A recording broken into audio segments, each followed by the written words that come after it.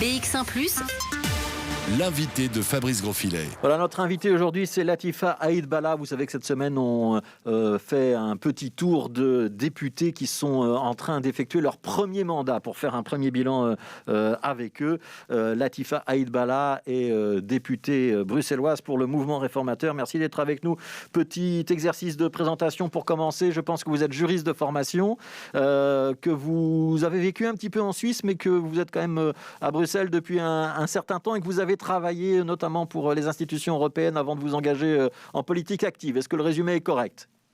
Absolument. Bonjour, Monsieur Grosfilet. Merci pour votre invitation. Ouais. Qu'est-ce qui vous avez décidé un jour de devenir candidate au Parlement bruxellois et de faire de la politique non plus un engagement mais un métier ?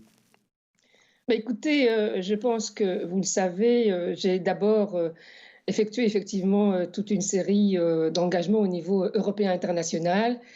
Et de fil en aiguille, depuis le Parlement européen, je me suis dit que nous étions peut-être dans une bulle de verre et qu'il fallait s'intéresser un peu de plus près, en réalité, aux préoccupations de nos concitoyens. Et c'est véritablement comme ça que je suis entrée en politique sur le terrain bruxellois, à l'époque, notamment avec Louis Michel. Ouais. Alors, vous êtes d'origine marocaine, on va y revenir dans un instant. Vous êtes aujourd'hui à Uccle, mais si je ne me trompe pas, vous êtes passé par un certain nombre de communes avant, c'est ça ?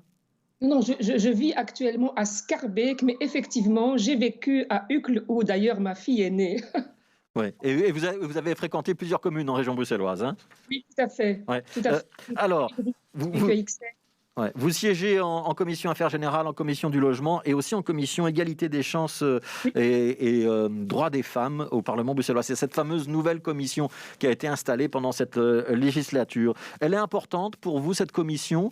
Et pourquoi est-ce que c'était important que ça devienne une commission de plein exercice et pas un comité d'avis ou une commission annexe comme ça a été le cas dans le passé ? Évidemment que c'est important.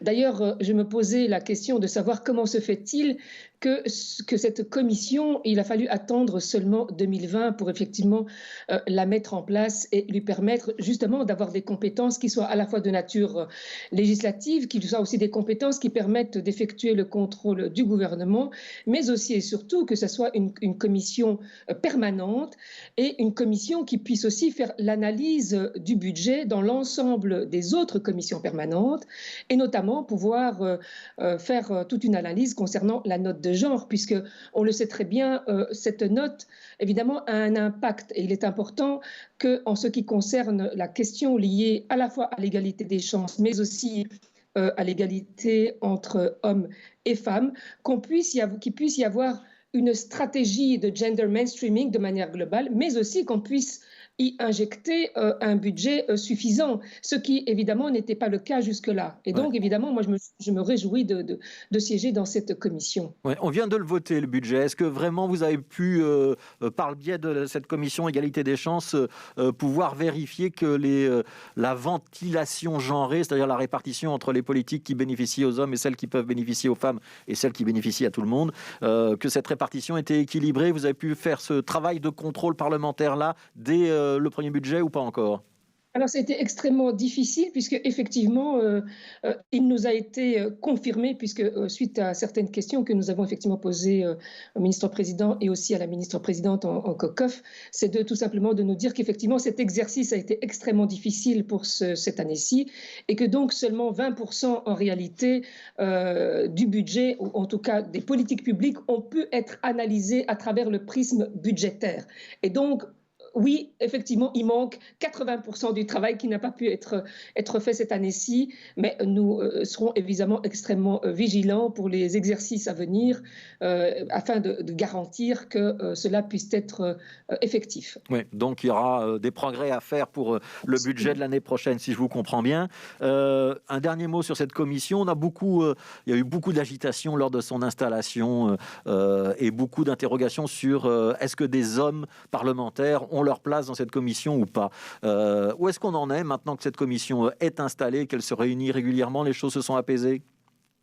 Alors effectivement, il y a très peu d'hommes dans cette commission, mais néanmoins, ils sont évidemment les bienvenus puisque les questions de genre concernent à la fois les hommes et les femmes.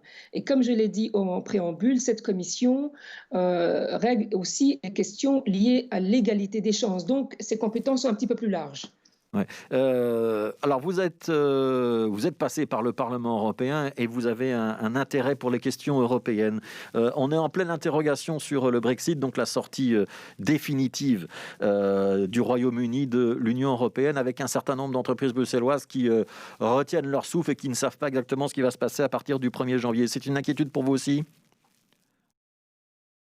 Ah ben, évidemment que c'est une inquiétude et c'est une inquiétude qui a fait l'objet de plusieurs interpellations, notamment auprès de notre ministre Pascal Smet. On sait évidemment que si quelles seront que les conséquences en fait pour le monde économique notamment, mais aussi pour nos concitoyens seront évidemment dommageables, hein, puisqu'on sait que les institutions européennes représentent, ou en tout cas génèrent quelques 169 000 emplois, mais de manière directe pour notre région de Bruxelles-Capitale, ce sont quasiment, et selon des chiffres qui nous ont été communiqués par Bessie, c'est quelques 7 000 emplois qui aujourd'hui sont mis en cause. C'est aussi 500 millions d'euros en termes d'exportation. Donc on sait que notre région représente quand même 7% en termes du PIB pour ce qui est des exportations.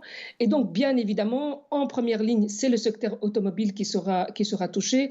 Et donc naturellement, nous sommes particulièrement préoccupés parce que évidemment, il s'agit là de questions qui évidemment risquent potentiellement de mettre en cause la prospérité de notre région. Oui, 7 000 emplois en région bruxelloise qui dépendraient des exportations et importations vers le Royaume-Uni. Mais on est malgré tout relativement impuissant. Ça ne se passe pas au niveau de la région bruxelloise. C'est le commissaire Michel Barnier qui essaye de négocier avec l'équipe de Boris Johnson. Vous croyez ou vous ne croyez pas à une solution de dernière minute ? Je sais que je vous demande de jouer un petit peu Madame Soleil, là, mais... Alors, écoutez, moi, je reste optimiste. Je sais que les négociations sont extrêmement difficiles en ce moment. Nous avons eu des échos à la fois de M. Barnier, de Ursula von der Leyen au niveau de la Commission européenne, mais également de Charles Michel, puisqu'il est président du Conseil. Restons optimistes. Voilà, c'est tout ce que je peux à ce stade dire. Mais c'est vrai que la situation reste tout de même inquiétante. Est-ce que c'est exact que vous êtes entré en politique au mouvement réformateur à la suite d'une déclaration de Daniel Ducarme ? J'ai trouvé ça en préparant cette interview, en cherchant de la documentation sur vous. Alors, disons qu'effectivement, j'étais au niveau du Parlement européen, je suivais évidemment les matières publiques. Enfin, voilà, je suivais évidemment l'actualité européenne, mais évidemment avec un regard de citoyenne. Et c'est vrai que la déclaration à l'époque de Daniel Ducarme m'avait conforté finalement. C'est quand il avait dit, pour que tout le monde comprenne, il avait dit un jour, l'intégration est un échec. Et a priori, c'est ça qui vous aurait motivé. Vous confirmez ? En fait, je le rejoignais dans le fait qu'effectivement, les politiques publiques en matière d'intégration sont un échec. Parce qu'il faut bien se rendre compte et se rendre à l'évidence qu'après toute une série de... Allez, nous sommes aujourd'hui, en tout cas pour ce qui est du mouvement réformateur, à quasiment 17 ans d'opposition. Et donc, au terme de cette législature, on sera à 20 ans d'opposition au niveau de la région Bruxelles-Capitale. Et je me rends compte effectivement qu'à l'époque, les positions politiques de Daniel Ducarme étaient celles qui nous permettraient justement de sortir du marasme dans lequel nous sommes, puisque nous constatons de législature en législature qu'il y a effectivement des fractures territoriales, des fractures sociales. On a aujourd'hui de plus en plus de quartiers qui sont exclus et des populations aussi, parce que dans certains quartiers, on a plus de 40% de taux de chômage pour ce qui est des jeunes. Et la situation ne va pas en s'améliorant. Donc oui, à l'époque, j'avais été particulièrement séduite par ce discours et je ne le regrette pas puisque je suis toujours au mouvement réformateur et particulièrement engagée sur cette question. Ouais, pourtant, on dit souvent du mouvement réformateur qu'il a un peu raté ce virage sociologique de la région bruxelloise et que les Bruxellois qui sont d'origine étrangère ne se reconnaissent pas tellement dans ce parti-là et se reconnaissent plus dans d'autres. Qu'est-ce que vous répondez à ça ? Alors, il y a eu effectivement toute une série de déclarations qui ont sans doute empêché à ce que certains s'investissent davantage. Mais ce que moi je note et ce que je peux constater, c'est qu'effectivement, quand on est en plus, je dirais, issu de l'immigration en tant que telle est une démarche qui est profondément libérale. Par la suite, Le mouvement réformateur pose la question de l'émancipation de l'individu au cœur de son projet. Donc, je crois qu'il y a au moins deux facteurs et deux éléments importants qui font qu'on ne peut que se retrouver finalement dans un parti comme celui-ci, qui n'est pas un parti qui exclut, mais effectivement, certains messages ont été incompris au cours des années précédentes. Mais je crois que aujourd'hui, le parti est armé, évidemment, pour pouvoir aller sur l'ensemble du territoire bruxellois et regagner certains quartiers. Ouais. Parfois, il manque peut-être de visages connus et reconnus comme étant des réussites de cette intégration, pour reprendre ce terme-là. Est-ce qu'on fait facilement sa place sur une liste au mouvement réformateur quand on est d'origine étrangère, Latifa Aïd Ce Bala? n'est pas évident parce que vous venez de le dire, effectivement, les électeurs, notamment ceux issus des différentes diversités, sont un petit peu fâchés avec le parti. Il y a évidemment aujourd'hui une réconciliation qui se fait de manière progressive et on peut effectivement espérer qu'à l'avenir, vous aurez beaucoup plus de visages. Ouais. Est-ce que vous avez des bons rapports? Ce sera ma dernière question. Elle est un petit peu plus vache que les autres. Est-ce que vous avez des bons rapports avec Georges-Louis Boucher et avec David Lester aujourd'hui, donc le président national du parti, le président bruxellois? Je vous pose cette question parce que Absolument. vous avez soutenu Denis Ducarme pour la présidence du mouvement réformateur et Boris Diliès pour la présidence de la régionale. Donc vous n'aviez pas choisi ceux qui sont finalement les gagnants de ces deux élections. Alors, j'ai d'excellents rapports avec à la fois notre président national, mais également notre président régional. Et je peux vous dire qu'aujourd'hui, ils sont parfaitement engagés dans les combats que je mène avec conviction depuis un certain nombre d'années. Et donc, il n'y a absolument aucun souci à cet égard. Ouais. Donc vous êtes au bout de 18 mois à peu près de législature. Premier bilan positif, si c'était à refaire, vous le referiez? Ah oui, avec beaucoup de plaisir. Ouais. Merci C'est beaucoup. évidemment... Allez-y, concluez. Non, c'était un exercice très enrichissant et il y a ce travail de proximité qui me plaît énormément. Latifa Aïd Bala était notre invitée politique, députée bruxelloise pour le mouvement réformateur. Merci d'avoir été avec nous.